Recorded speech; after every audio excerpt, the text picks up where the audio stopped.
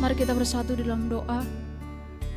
Di hadapan-Mu ya Bapa, kami sungguh bersyukur, berterima kasih atas anugerah-Mu. Terima kasih untuk kesempatan di hari ini kami boleh memuji dan memuliakan Engkau. Kami juga bersyukur untuk puji-pujian. Bahkan saat ini kami akan mendengarkan sebagian daripada firman-Mu. Kami mohon bukan Engkau yang menolong kami mengerti kebenaran firman-Mu. Kami sadar ya Tuhan, bukan karena kebolehan kami memahami firman-Mu yang hidup dan yang sanggup menghidupkan kami. Oleh karena itu di dalam segala kerendah hatian kami sungguh memohon belas kasihan-Mu. Bila kiranya hati kami menjadi tanah yang subur dan firman-Mu yang ditabur pada hari ini boleh bertumbuh dan berakar, berbuah dalam kehidupan kami. Terima kasih ya Bapa. Di dalam dan demi nama Tuhan Yesus Kristus kami berdoa kepadamu. Amin. Shalom Bapak Ibu dan saudara yang terkasih. Kami sungguh menyambut Bapak Ibu yang boleh mengikuti ibadah hari ini, yang hadir di auditorium Dr. Mangapul Sagala, dan juga yang mengikutinya di live streaming YouTube ST Trinity Parapat. Firman Tuhan yang akan kita nikmati pada kesempatan ini terambil dari Ulangan pasal 8 ayat 1 sampai 18. Ada yang berkata ini cukup panjang, tapi saya percaya ini kurang panjang bagi Bapak Ibu sekalian. Amin. Ulangan pasal 8 ayat 1 sampai 18. Kita akan baca secara bergantian dengan perlahan-lahan. Beginilah bunyi firman Tuhan. Bersyukur kepada Allah karena kebaikan-Nya.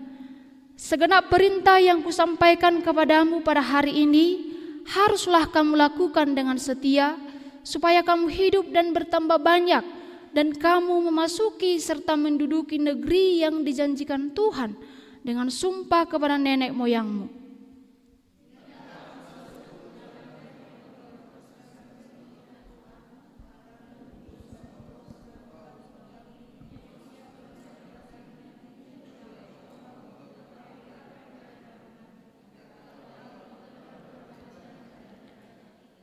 Jadi ia merendahkan hatimu, membiarkan engkau lapar, dan memberi engkau makan manna yang tidak kau kenal dan yang juga tidak dikenal oleh nenek moyangmu, untuk membuat engkau mengerti bahwa manusia hidup bukan dari roti saja, tetapi manusia hidup dari segala yang diucapkan Tuhan.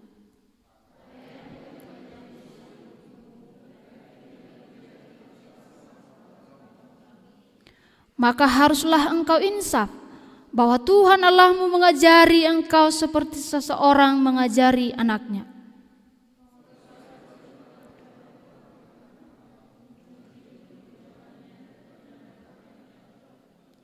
Sebab Tuhan Allahmu membawa engkau masuk ke dalam negeri yang baik, suatu negeri dengan sungai, mata air dan danau yang keluar dari lembah-lembah dan gunung-gunung.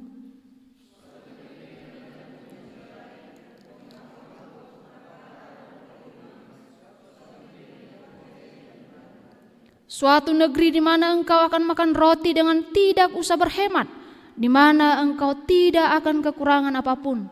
Suatu negeri yang batunya mengandung besi, dan dari gunungnya akan kau gali tembaga.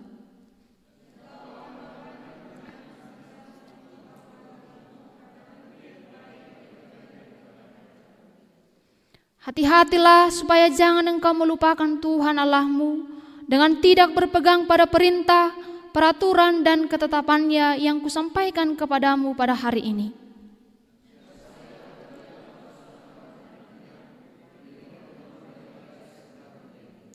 Dan apabila lembu sapimu dan kambing dombamu bertambah banyak, dan emas serta perakmu bertambah banyak, dan segala yang ada padamu bertambah banyak,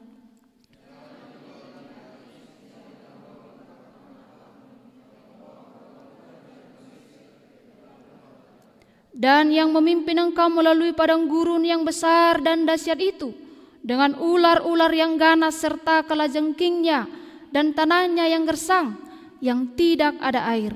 Dia yang membuat air keluar bagimu dari gunung batu yang keras.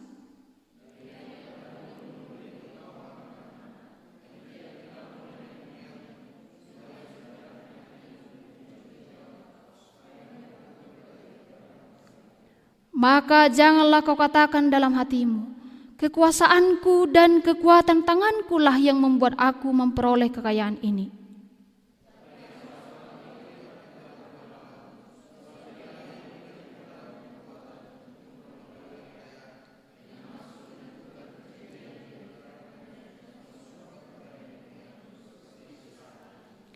Demikianlah pembacaan firman Tuhan. Bapak, Ibu, dan saudara-saudara yang terkasih, melalui kebenaran firman Tuhan ini, tentu kita meyakini bahwa dalam setiap penyampaian firman Tuhan boleh menolong kita dan memampukan kita untuk memahami dan juga mengerti. Maka dalam bagian ini, Bapak, Ibu, dan saudara yang terkasih, di waktu yang singkat ini, di bagian Ulangan pasal 8 ini berbicara tentang pesan, atau kalau saya lihat dari beberapa literatur buku, ini khotbah atau pidato Musa yang disampaikan kepada umat Israel sebelum terjadi hari perpisahan Musa dengan semua umat yang dilayani pada saat itu.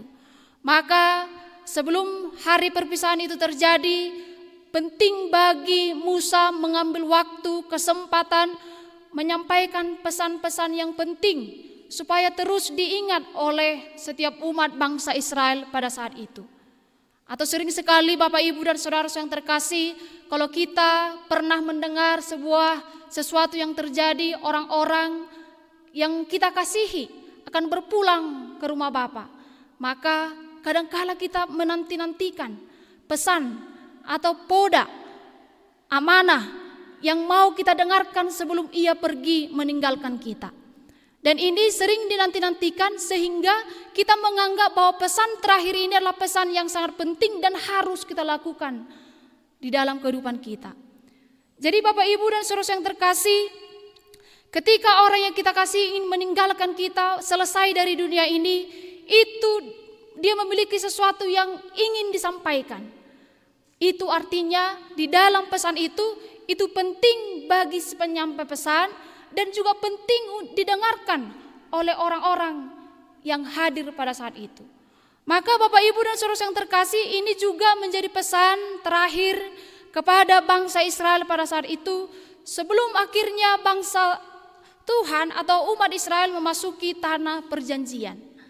Karena kita mengetahui bahwa Musa tidak akan masuk ke tanah perjanjian di dalam kebenaran firman Tuhan ini. Jadi Bapak, Ibu, dan saudara yang terkasih, itulah mengapa tema firman Tuhan pada kesempatan ini ialah ingat kasih-Nya, ingat kebaikannya. Ingat kasih-Nya, ingat kebaikannya. Kasih dan kebaikan siapa? Tentu kasih dan kebaikan Tuhan. Inilah pesan yang disampaikan oleh Musa kepada umat-umat pada saat itu. Menjadi suatu hal yang sangat penting disampaikan di ayat yang kedua. Bisa kita lihat Bapak, Ibu, dan saudara yang terkasih, ingatlah kepada seluruh perjalanan yang kau lakukan atas kehendak Tuhan. Nah, ketika kita tadi temanya ingat kasih-Nya, ingat kebaikannya, maka ini menjadi suatu perintah yang penting, yang mendesak, yang harus dikerjakan umat Israel pada saat itu sebelum akhirnya mereka akan berpisah. Jadi Bapak, Ibu, dan saudara yang terkasih, dalam firman Tuhan ini, ketika apa yang terjadi pada masa itu adalah mengingatkan mereka akan peristiwa yang sangat besar, mengingatkan mereka akan sejarah yang panjang, yaitu perjalanan mereka di padang gurun selama 40 tahun. Maka Musa flashback mengingatkan mereka, ingatlah kepada seluruh perjalanan yang kau lakukan atas kehendak Tuhan Allahmu di padang gurun selama 40 tahun ini. Tentu Bapak, Ibu, dan saudara yang terkasih, bukan waktu yang singkat 40 tahun. Tetapi ini dikatakan atas kehendak Tuhan. Diizinkan Tuhan mereka melalui ini, yaitu di dalam padang gurun. Bapak, Ibu yang terkasih, di sini kita melihat bagaimana Musa mendorong umat Tuhan supaya yang pertama mengingat sejarah perjalanan mereka bersama dengan Tuhan. Demikian juga dengan kita, Bapak, Ibu yang terkasih, kita pun memiliki sejarah-sejarah, memiliki kisah perjalanan bersama dengan Tuhan. Melihat dengan usia kita yang saat ini, ada yang mungkin masih belasan tahun, ada yang sudah kepala 2, ada yang sudah 30 tahun bahkan boleh menikmati kemurahan Tuhan dalam hidup kita. Ini berbicara sejarah perjalanan bersama dengan Tuhan. Maka ini juga menjadi poin yang sangat penting supaya kita ingat akan apa yang telah Tuhan kerjakan. Sehingga kita menginjakkan kaki di hari ini, di usia ini, di dalam pertumbuhan kita. Bapak Ibu, kalau kita melihat apa yang Tuhan kerjakan, ingat kasih-Nya. Saya sendiri pun ketika merenungkan kebenaran firman Tuhan ini, boleh mengambil waktu sejenak merenungkan. Ketika sudah mulai kehilangan kendali, saya berusaha untuk mengambil waktu, menyingkirkan diri, dan mengingat apa yang telah Tuhan kerjakan. Supaya saya kembali seperti yang Tuhan kehendaki. Mengingat masa-masa kecil, mengingat masa-masa penderitaan, misalnya kan, mengingat masa-masa kemurahan Tuhan, mengingat masa-masa bertumbuh dari kecil ke remaja masuk kepada pemuda, sampai baik di tengah-tengah keluarga, lingkungan, dan juga di tengah-tengah pendidikan. Nah, ini juga boleh mengingatkan saya secara pribadi atas kebaikan dan juga kasih Tuhan dalam hidup saya pribadi. Maka kita percaya bahwa kita pribadi, lepas pribadi memiliki sejarah itu bersama dengan Tuhan. Oleh karena itu dalam kebenaran firman Tuhan ini bangsa Israel memiliki sejarah, yaitu bagaimana Tuhan mengizinkan mereka masuk kepada padang gurun. Padang gurun memang di sini dikatakan secara fisik, Bapak Ibu, adalah suatu tempat yang gersang, suatu tempat yang kering, dan tidak ada harapan kehidupan di sana. Secara pemahaman, secara fisik. Tetapi dengan makna rohani yang bisa kita pelajari, padang gurun yang boleh dihadapi oleh bangsa Israel menjadi tempat mereka, menjadi dapur pembentukan mereka, supaya mereka diuji oleh Tuhan, supaya mereka mengalami pemurnian di hadapan Tuhan, supaya mereka juga diseleksi dan mereka menghadapi berbagai kesulitan. Inilah makna rohani dari padang gurun yang dialami oleh bangsa Israel. Sekalipun secara nyata mereka melihat di padang gurun tidak ada harapan untuk hidup dengan waktu yang cukup lama 40 tahun. Tapi di sisi lain ada makna yang boleh dipelajari, ada makna yang harus dihidupi, yaitu pengujian boleh terjadi. Mereka menghadapi pembentukan sampai kepada pertumbuhan kerohanian dan sampai kepada pemurnian itu. Mereka mengalami kesendirian, mereka mengalami kesulitan, dan mereka mengalami tidak ada yang mau diharapkan. Nah, inilah makna rohani yang saya lihat, saya pelajari, saya pahami tentang makna rohani dari padang gurun. Maka ketika saya membaca, melihat lagi, dikatakan makna rohani padang gurun ini berbicara tentang kesendirian. Artinya tidak ada tempat kita untuk mengadu, tidak ada tempat kita untuk ada yang bisa kita andalkan, karena tidak ada apa-apa yang bisa kita harapkan. Bahkan termasuk orang yang cukup banyak pun, baik rombongan bangsa Israel yang ada di padang gurun, sekalipun jumlah yang sangat banyak, sekalipun ada manusia, secara hatinya mereka mengalami kesendirian. Manusia, teman sosialnya pun tidak bisa diandalkan di situasi itu. Itu menunjukkan yang saya pahami, yang saya renungkan. Kadangkala Tuhan juga mengizinkan bahwa kita menyadari orang-orang yang kita anggap penting, orang-orang yang kita anggap bisa menolong kita, orang-orang yang kita pikir bisa menjadi tempat kita bertumpu, tempat kita aman, tempat kita berlindung, ternyata ada waktunya tidak akan bisa menolong kita. Maka demikian juga di dalam kehidupan kita, Bapak, Ibu, dan saudara-saudara yang terkasih. Kita memiliki banyak tempat dengan berpikir di dalam perjalanan kehidupan kita, kita akan aman di situ. Kalau kita belajar kembali dari hal-hal sederhana, ketika kita waktu masih kecil, tentu kita berpikir sebagai seorang anak. Orang tua adalah menjadi tempat kita berlindung. Orang tua adalah tempat kita merasa aman. Ketika kita jauh dari orang tua, ada ketidaknyamanan, ada ketidakdamaian. ketika kita pergi ke suatu tempat. Tetapi kemanapun kita pergi, tapi kita melihat ada bapak, ada ibu kita, ada suatu kenyamanan.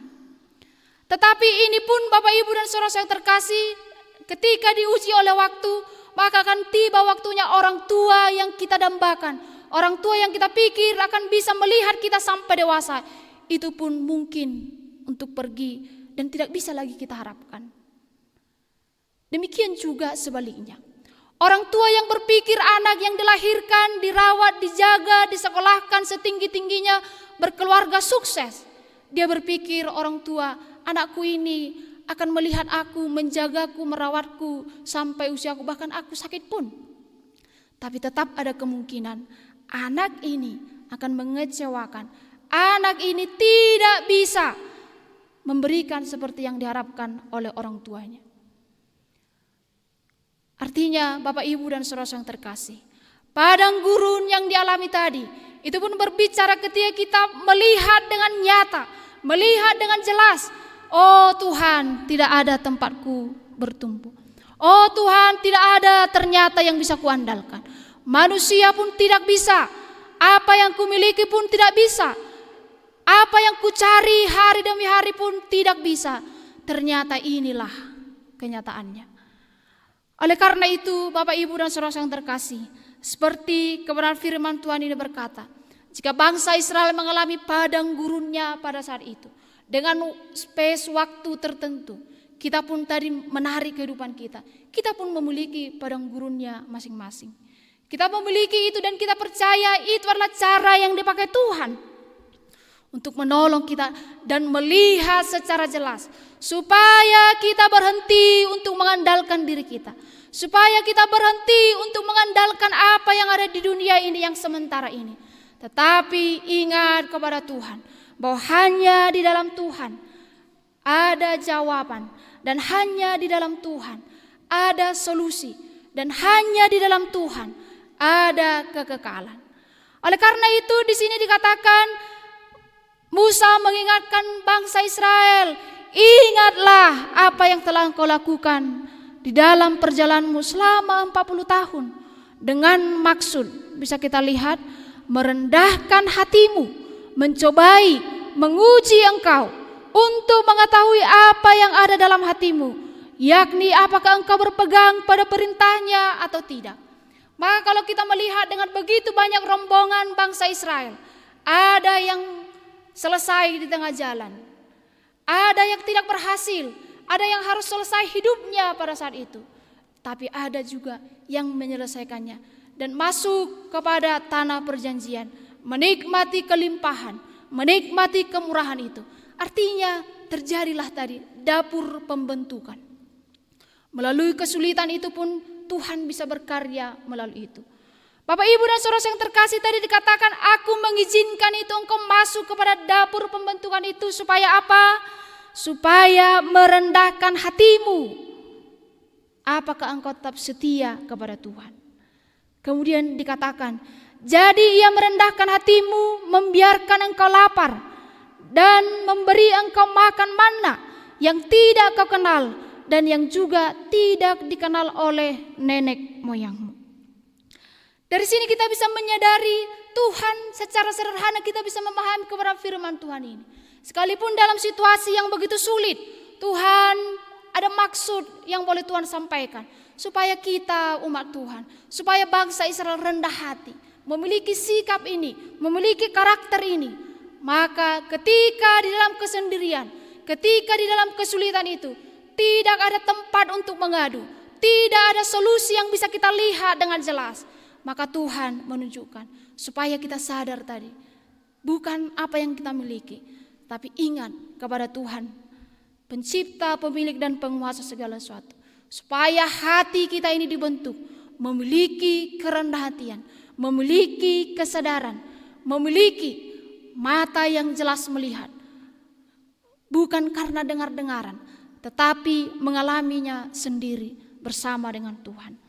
Maka di situ Bapak Ibu dan saudara terkasih, kita melihat apa yang dirasakan oleh umat Israel.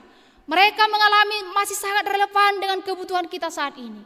Sampai saat ini kita tentu membutuhkan makan dan minum, kita membutuhkan pakaian, kita membutuhkan tempat untuk tidur. Dan ini pun juga artinya kebutuhan-kebutuhan yang sering mencuri perhatian kita yang dialami oleh umat Israel. Ia membiarkan engkau lapar dan memberi engkau makan mana. Artinya secara jasmani, secara manusia ini dialami oleh bangsa Israel. Tapi ada satu hal yang begitu menarik. Tuhan ketika tidak ada tempat untuk mengadu, Tuhan memberikan mana kepada mereka. Kalau kita melihat di dalam kitab Keluaran, Keluaran pasal 16 kita juga melihat tentang bagaimana Tuhan menceritakan apa itu manna. Di sana dikatakan, umat Israel menyebut namanya manna, warnanya putih seperti ketumbar dan rasanya seperti rasa kue madu, dan tidak ada yang mengenalnya. Jenis apa itu? Kalau kita baca keseluruhannya, artinya Bapak Ibu dan saudara yang terkasih, melalui manna ini ketika mereka melihat tidak ada yang diharapkan, ada sumber makanan di situ. Maka manna ini menggambarkan bagaimana pemeliharaan Tuhan. Dan juga Tuhan yang memberikan secara langsung kepada mereka makanan itu yang boleh mereka nikmati pada saat itu. Tapi ada juga yang begitu menarik dalam kebenaran firman Tuhan ini. Ayat 4 dikatakan, pakaianmu tidaklah menjadi buruk di tubuhmu dan kakimu tidaklah menjadi bengkak selama 40 tahun ini. 40 tahun baju yang mereka kenakan tidak buruk. Kaki mereka berjalan begitu lama tidak bengkak. Nah ini kalau kita pahami secara sederhana, inilah anugerah Tuhan. Inilah mujizat yang boleh Tuhan anugerahkan di tengah-tengah kesulitan yang boleh dialami umat Israel pada saat itu. Oleh karena itu, di dalam kesulitan itu Tuhan yang menciptakan, yang tidak meninggalkan. Tapi ia Tuhan yang menciptakan, menjadikan, melihat, menyaksikan, memelihara dan menjaga. Karena dialah Tuhan yang hidup. Maka dikatakan di ayat 5, maka haruslah engkau insaf bahwa Tuhan Allahmu mengajari engkau seperti seseorang mengajari anaknya. Oleh karena itu umat Israel, engkau sudah mendengar kisahnya, engkau sudah mendengar sejarahnya. Itulah Tuhan yang tidak pernah meninggalkanmu. Itulah Tuhan yang memelihara kehidupan kita. Itulah Tuhan yang berkarya sekalipun tidak ada harapan. Maka insaflah, bertobatlah, tinggalkanlah semua kefasikan itu. Maka di sini jika dikatakan haruslah engkau insaf atau bertobat, itu adalah suatu hal yang sangat penting. Kamu sudah tahu Tuhan yang begitu besar. Ia menciptakan segala sesuatunya. Ia berkuasa atas segala sesuatunya. Maka kamu juga harus setuju bahwa ia Tuhan yang sanggup memelihara kita. Dan juga harus bukan hanya setuju, tetapi juga mengandalkannya. Maka ini menjadi suatu pertobatan yang penting. Maka bertobat yang dimaksud di sini Bapak Ibu dan saudara yang terkasih, kita tahu siapa Tuhan yang kita percayai. Kita setuju apa yang ia lakukan. Kita setuju ia sanggup mengerjakan yang tidak bisa terpikirkan oleh kita. Oleh karena kita tahu dan kita setuju bahwa dia Tuhan yang benar, Tuhan yang patut kita sembah, maka kita dengan segala kesadaran mengandalkan Tuhan itu. Itulah yang dialami oleh bangsa Israel. Jadi mereka dituntut percaya bukan secara otoriter, percayalah kepadaku, bukan. Tapi Tuhan menunjukkan caranya. Tuhan memberikan petunjuk kepada mereka. Sehingga kepercayaan mereka, iman mereka, karena tahu, karena persetujuan hati dan pikirannya, kemudian itu membuat dia mengandalkan Tuhan di dalam hidupnya. Oleh karena itu Bapak Ibu dan saudara yang terkasih, inilah bagaimana seharusnya umat Israel bersyukur di dalam setiap keajaiban-keajaiban Tuhan. Kalau kita melihat juga menjelaskan tadi, sebagaimana ia Tuhan tadi yang begitu besar berkuasa. Ia menciptakan, memelihara, menjaga, melihat kita, mengawasi kita. Dan ia seperti seseorang yang mengajari anaknya. Mengapa ini perlu dibuat di dalam kebenaran firman Tuhan ini Bapak Ibu? Kenapa diibaratkan seseorang yang mengajarkan anak? Tentu seseorang orang tua yang memiliki seorang anak sangat mengasihi anaknya. Tidak mungkin pada umumnya berharap anak yang ia lahirkan bertumbuh sehat. Anak yang ia lahirkan boleh melakukan hal-hal yang baik dan hal-hal yang benar. Maka orang tua ketika memiliki anak melihat anaknya, melihat perkembangannya. Maka di sini dikatakan seperti seseorang mengajari anaknya. Pernahkah Bapak Ibu dan saudara-saudara yang terkasih melihat ada seorang anak balita yang mungkin dia tidak tahu apa-apa, belum mengerti seperti orang dewasa. Maka di sebelah sana ada sebuah api yang menyala. Biasa dengan orang tua yang sedang melakukan suatu pekerjaan, anak, kalau bahasa Bataknya martugarang, merangkak, ya kan? Nah, jadi ada orang tua dengan jarak yang begitu cukup jauh, entah 20 meter, ketika anak mulai mengarah ke api yang menyala. Kira-kira apa yang dilakukan secara sederhananya? Apa yang akan dilakukan orang tua ketika melihat? Ucok, udah kelaho tuh api. Padahal tadi adalah usia anak yang balita, yang belum tahu apa, masih dalam merangkak dia, belajar berjalan. Jangan ke situ Ucok ya, api panas. Anak ini semakin merangkak lagi, penasaran ya kan? Semakin merangkak, dilihatnya api ini, orang tuanya sibuk bekerja, melakukan sesuatu aktivitasnya. Kemudian dilihatnya semakin mendekat. Ucok, Butet, jangan kau merangkak ke situ, nanti panas terbakar. Kira-kira si anak itu mengerti atau tidak?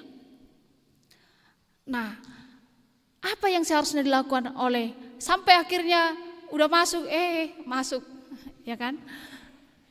Udah terlambat ya kan, barulah menyesal.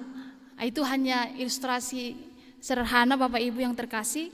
Tapi apa yang sebenarnya dilakukan orang tua adalah ketika ia melihat, ia menegur, ia mengingatkan.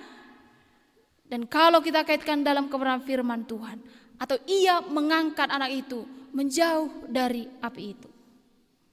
Tapi firman Tuhan juga mengingatkan kita, seperti dalam poin ini, ia seperti seseorang yang mengajar anaknya. Kitalah anaknya. Maka tidak heran jika umat Israel sebagai anak Tuhan, umat Tuhan ditegur, dicerca, diizinkan mengalami pembentukan itu.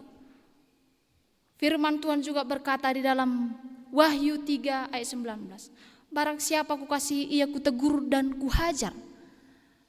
Karena itu bertobatlah. Itu seperti isinya. Karena itu barang siapa kukasihi ia kutegur dan kuhajar. Sekali dua kali Ucok dan dibege baru diangkat. Tapi orang yang sudah memiliki pertumbuhan itu sekali dua kali tidak mendengarkan perintah Tuhan, maka mainlah hajar-hajaran. Bukan karena benci, bukan karena tidak menyukai, tapi karena kasih Tuhan kepada umat Israel. Maka Tuhan izinkan mereka dihajar oleh gelombang kehidupan, dihajar oleh situasi pada saat itu, padang gurun yang terjadi pada masa itu, supaya mereka ingat lagi dan ingat kepada Tuhan yang berkuasa atas hidup mereka. Oleh karena itu Bapak Ibu dan saudara yang terkasih, dalam khotbah pesan yang disampaikan oleh Musa ini, di sana dikatakan di ayat 6, oleh sebab itu, mari kita baca bersama-sama 1, 2, 3 ya. Oleh sebab itu haruslah engkau berpegang pada perintah Tuhan Allahmu dengan hidup menurut jalan yang ditunjukkannya dan dengan takut akan Dia. Sebab apa saudara-saudara yang terkasih, ayat 7. Sebab Tuhan Allahmu membawa engkau masuk ke dalam negeri yang baik. Tadi ini konteksnya menceritakan kembali apa yang sudah dialami oleh umat Tuhan. Apa yang sudah dialami dalam sejarah kehidupan mereka. Ingatlah kasih Tuhan dan kebaikannya. Karena apa? Karena akan tiba waktunya. Ia akan membawa engkau masuk ke dalam negeri yang baik. Suatu negeri dengan sungai, mata air dan danau, keluar dari lembah-lembah dan gunung. Suatu negeri dengan gandum dan jelainya, dengan pohon anggur, pohon ara, pohon delimanya. Suatu negeri dengan pohon zaitun dan madunya. Suatu negeri di mana engkau akan makan roti dengan tidak usah berhemat, di mana engkau tidak akan kekurangan apapun, dan engkau akan makan dan akan kenyang, maka engkau akan memuji Tuhan Allah. Inilah sebenarnya kita juga mengetahui sejarahnya, bagaimana di dalam perjalanan mereka selama 40 tahun di padang gurun, ada suatu tempat yang akan mereka tuju, yaitu tanah perjanjian. Inilah yang diingatkan oleh Musa kepada umat Tuhan. Ada suatu sukacita yang begitu besar yang akan mereka nikmati. Setelah Beberapa waktu sekian purnama mereka ada di padang gurun. Mereka akan menikmati sukacita tadi di ayat 7 sampai ayat 10. Ingatlah umatku, ingatlah bangsa Israel, ingatlah. Oleh karena itu Bapak Ibu dan saudara yang terkasih, di dalam peringatan ini pesan yang disampaikan Musa kepada umat, ada juga hal yang begitu menarik. Tadi dalam poin yang pertama, Musa mendorong mengingat umat Tuhan, mengingatkan mereka supaya ingat sejarah perjalanan mereka bersama dengan Tuhan. Maka dalam poin yang kedua ini kita bisa melihat ayat 11 sampai ayat 18. Bagaimana Tuhan Musa memberi pesan supaya hati-hatilah, supaya jangan engkau melupakan Tuhan. Ini juga menjadi pesan penting sebelum mereka memasuki tanah perjanjian, Bapak Ibu yang terkasih. Kenapa di sini dikatakan hati-hatilah, supaya jangan engkau melupakan Tuhan Allahmu dengan tidak berpegang pada perintah, peraturan dan ketetapannya yang disampaikannya kepadamu. Kalau disampaikan hati-hati, berarti ini belum terjadi sebenarnya. Tapi diingatkan sebelum itu terjadi. Ada pesan penting disampaikan kepada umat Israel sebelum mereka memasuki tanah perjanjian. Di sana dikatakan sekali lagi, hati-hatilah. Hati-hatilah. Kemudian ayat ke-12, dan supaya apabila kamu sudah makan dan kenyang, mendirikan rumah-rumah yang baik serta mendiaminya, dan apabila lembu sapimu dan kambing dombamu bertambah banyak. Saudara-saudara terkasih, kalau kita tarik suatu garis lurus, bangsa Israel memasuki masa pembentukan di padang gurun. Tapi Tuhan memberikan pengharapan janji kepada mereka. Akan tiba waktunya mereka akan memasuki tanah perjanjian. Apa rupanya tanah perjanjian ini? Di sinilah ada kenikmatan, di sini adalah kebutuhan mereka. Di sini mereka mengalami ada sukacita. Dan tadi dijelaskan secara jelas apa yang ada di sana. Dibandingkan dengan padang gurun yang selama 40 tahun. Maka ada peralihan situasi, masa. Padang gurun masuk kepada tanah perjanjian. Inilah janjinya. Maka di sini dikatakan hati-hatilah. Sekiranya kamu sudah masuk ke tanah perjanjian, tentu kamu tidak sulit lagi makan. Kamu bisa menikmatinya. Suatu negeri di mana engkau akan makan roti dengan tidak usah berhemat. Maka jika itu sudah terjadi, kamu sudah makan, kamu sudah kenyang, bahkan bukan hanya solusi perut kita selesai, tetapi kita memiliki tempat tinggal, tetapi kita juga memiliki emas kita bertambah, lembu kita bertambah banyak di sini dikatakan. Dan apabila lembu sapimu dan kambing dombamu bertambah banyak, dan emas serta perakmu bertambah banyak, dan segala yang ada padamu bertambah banyak, berlimpah-limpah. Jika kamu sudah masuk ke situasi ini, maka dikatakan kembali ke ayat 11, hati-hatilah. Tadi katakan dijelaskan, kalau kamu nanti sudah kenyang, kamu bertambah kaya, kamu bertambah ini, emasmu bertambah banyak, sapimu bertambah banyak, apa yang kamu miliki bertambah banyak. Kembali lagi ke ayat 11, hati-hatilah. Oleh karena itu Bapak Ibu dan saudara yang terkasih, kita melihat bahwa peluang untuk menyimpang itu selalu ada. Baik di dalam kesusahan maupun di dalam kemakmuran, peluang untuk meninggalkan Tuhan itu ada. Jadi jangan ada yang berkata hanya karena menderitalah aku lupa Tuhan. Tidak. Orang di dalam kemakmuran pun mungkin untuk lupa kepada Tuhan. Maka di dalam kedua situasi ini, susah dan juga makmur, kita selalu ada peluang kita meninggalkan Tuhan dan lupa kepada Tuhan. Maka di sini penting diingatkan, ingat Tuhan, ingat Tuhan. Ketika susah, iya Tuhan, memang aku tidak punya tempat untuk mengadu. Aku lapar, aku haus, aku butuh minum Tuhan.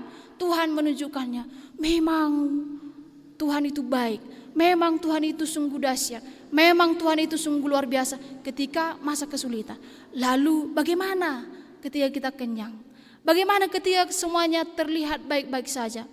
Memang Tuhan karena akunya ini. Memang Tuhan karena aku kuat. ya kan? Memang Tuhan karena aku pistar, malo. Memang Tuhan karena aku pintar berkata-kata. Udah mulai ke diri sendiri. Makanya ini jadi pesan yang penting. Ingat, kesusahan, kemakmuran selalu punya peluang membuat kita lupa kepada Tuhan. Maka di ayat 17 dikatakan, maka janganlah kau katakan dalam hatimu, kekuasaanku dan kekuatan tanganku lah yang membuat aku memperoleh kekayaan ini. Bapak, Ibu, dan saudara-saudara yang terkasih, di dalam kebenaran firman Tuhan ini, bangsa Israel memang memiliki kesempatan menikmati kemurahan Tuhan di tanah perjanjian. Tapi bukan berarti mereka selesai dengan Tuhan. Bukan berarti perjalanan mereka selesai. Tapi setiap orang bisa menikmati kesusahan, kemakmuran, kenikmatan, wajar. Tidak ada yang salah dengan menikmati kemakmuran. Tidak ada yang salah dengan menikmati berkat-berkat Tuhan, tidak. Tetapi yang mau diingatkan di sini, hati-hati supaya kita terus berdiam di dalam Tuhan. Sehingga di dalam kenikmatan bersama dengan Tuhan, baik kesusahan maupun kenikmatan, kita mempersembahkan apa yang Tuhan berikan kepada kita untuk kemuliaan Tuhan. Mempersembahkan apa yang kita miliki untuk Tuhan. Ketika Tuhan memberikan tangan ini, ada juga orang yang tidak memiliki tangan. Ketika Tuhan memberikan kaki ini, maka kita mempersembahkannya untuk melakukan apa yang Tuhan kehendaki, untuk mengerjakan apa yang Tuhan kehendaki dalam hidup kita. Ketika Tuhan boleh mengizinkan banyak hal kita miliki, sekali lagi mengingatkan kita, ingat Tuhan. Ingat Tuhan. Bapak, Ibu, dan saudara yang terkasih, seperti yang sudah disampaikan, memang di dalam kehidupan kita ada dua hal yang menggoncang iman kepercayaan kita, baik kesusahan dan juga kemakmuran. Tapi firman Tuhan juga berkata, supaya kita terus bersuka cita. Bersuka cita bukan karena kondisi, tapi bersuka cita karena keputusan bersama dengan Tuhan. Bersuka cita karena keputusan. Ini adalah ada prinsip umat Tuhan, prinsip orang-orang percaya yang mengikut Tuhan. Maka di dalam kebenaran firman Tuhan ini, kita berikanlah apa yang seharusnya milik Tuhan. Hidup kita milik Tuhan. Jika Tuhan limpahkan begitu banyak berkat, wah begitu banyak bonus yang Tuhan sediakan, maka semakin kita memberikan, semakin kita mempersembahkan, maka tidak ada alasan bonus itu berhenti. Akan semakin mengalir di dalam kehidupan kita.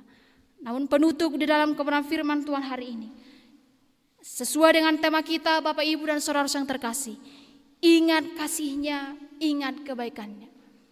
Maka ada beberapa hal yang disampaikan oleh Musa kepada umat Israel. Di ayat yang pertama, segenap perintah yang kusampaikan kepadamu pada hari ini, haruslah kamu lakukan dengan setia. Maka yang pertama adalah ingat firman Tuhan, lakukan dengan setia. Kemudian yang kedua, apa pesan pentingnya? Di ayat 6, haruslah engkau berpegang pada perintah Tuhan Allahmu. Kemudian ayat yang ketiga, pasal yang 11, haruslah engkau berpegang pada perintah, peraturan, dan ketetapannya. Kemudian ayat yang ke-18, haruslah engkau ingat kepada Tuhan. Maka poinnya adalah ingat firman Tuhan. Yang kedua, ingat firman Tuhan. Yang ketiga, ingat firman Tuhan. Yang keempat, ingat firman Tuhan. Di dalam kebenaran firman Tuhan ini, kita ditolong bagaimana kita bisa mengerti dan memahaminya melalui firman Tuhan yang boleh mengingatkan kita akan setiap kemurahan dan kebaikannya. Karena Ia Tuhan yang berotoritas, Ia pemilik segala sesuatu. Bukan hanya soal makan dan minum yang dialami bangsa Israel, bukan hanya soal kebutuhan di kampus ini, bukan hanya soal kebutuhan studi kita, bukan hanya soal keluarga kita, tapi melampaui semua itu, anugerah kemerdekaan yang dialami umat Israel melalui pembuangan yang mereka hadapi. Demikian juga dengan kita, melampaui semua itu, kemerdekaan, keselamatan yang kekal, yang sudah dianugerahkan kepada kita. Oleh karena itu, mari kita sungguh memohon belas kasih Tuhan, memohon pertolongannya, supaya kita menikmatinya dan bersyukur untuk sejarah kehidupan kita. Maka tidak ada alasan bagi kita untuk membandingkan diri dengan orang lain. Tidak ada alasan bagi kita, Tuhan, sejarah hidupnya bagus, sejarahnya luar biasa. Kok sejarahku seperti ini? Bukan ya. Kalau kita melihat kehidupan kita, setiap orang punya sejarahnya. Jangan sampai kita sibuk melihat sejarah orang lain, tapi kita lupa akan keajaiban yang sudah Tuhan izinkan kita nikmati di dalam hidup kita. Oleh karena itu, mari kita memohon kepada Tuhan yang sama, pertolongan yang sama. Karena apa tadi? Karena Ia bukan hanya masalah makan dan minum, tapi masalah kehidupan kekal, masalah kekekalan sudah dianugerahkan kepada kita. Kita bersyukur untuk kebenaran firman Tuhan ini. Mari kita bersatu di dalam doa. Di hadapan-Mu ya Tuhan, kami sungguh bersyukur untuk kebenaran firman-Mu yang kembali mengingatkan kami untuk mengingat setiap sejarah kehidupan kami. Tuhan, tidak ada di antara kami yang cukup tidak berharga di hadapan-Mu. Siapapun kami ya Tuhan, kami berharga. Ketika kami melihat perjalanan hidup kami, begitu banyak tantangan, begitu banyak kesulitan. Mulai kami dalam kandungan, kami lahir ke dunia ini, kami bertumbuh bahkan sampai sedewasa ini. Tuhan, kami sering lupa akan kebaikan-Mu, kami sering lupa akan kemurahan-Mu. Kami fokus kepada apa yang belum kami terima di dalam hidup ini. Tapi hari ini firman-Mu mengingatkan kami, supaya kami ingat kepada Tuhan, Pencipta, Pemilik dan Penguasa kehidupan kami. Jika ada di antara kami yang saat ini mengalami keletihan dan kelesuan karena perjalanan yang begitu menyakitkan, karena padang gurun yang begitu membuat kami terluka, membuat kami bingung, dan membuat kami tidak tahu jalan arah ya Tuhan. Oleh karena itu Tuhan tolong kami, Tuhan mampukan kami, sebab kami adalah biji mata-Mu. Kami berharga di hadapan Tuhan. Tidak memandang latar belakang keluarga kami ya Tuhan. Tidak memandang latar belakang kehidupan kami. Tapi di hadapan Tuhan kami menerima kesempatan yang sama untuk percaya kepada-Mu, menyetujui apa yang Kau lakukan karena kami menikmatinya, dan berkomitmen mengandalkan Engkau di dalam kehidupan kami. Terima kasih untuk kebenaran firman-Mu ya Tuhan. Kami menyadari kesusahan dan kesenangan mungkin membuat kami lupa kepada Tuhan. Tapi ini menjadi pengingat bagi kami, supaya kami terus berdiri tegak di hadapan Tuhan untuk mengikuti jalan yang sudah Engkau tetapkan dalam hidup kami. Oleh karena itu ya Tuhan, jika ada di antara kami belum selesai, masih terus berjuang, Tuhan tolong kami, Tuhan berikan kami kekuatan, dan Tuhan berikan kami hati yang terus mendukung, menopang satu sama lain. Terpujilah Engkau ya Tuhan. Terima kasih untuk persekutuan kami. Terima kasih untuk firman-Mu yang boleh mengingatkan kami semuanya. Terima kasih untuk setiap jemaat-Mu, dan terima kasih yang boleh hadir di tempat ini dan yang mengikutinya melalui live streaming. Kekuatan yang sama, pertolongan yang sama, kami mohon kepada-Mu, Tuhan, Raja segala raja. Di dalam dan demi nama Tuhan Yesus Kristus kami berdoa kepada-Mu. Amin.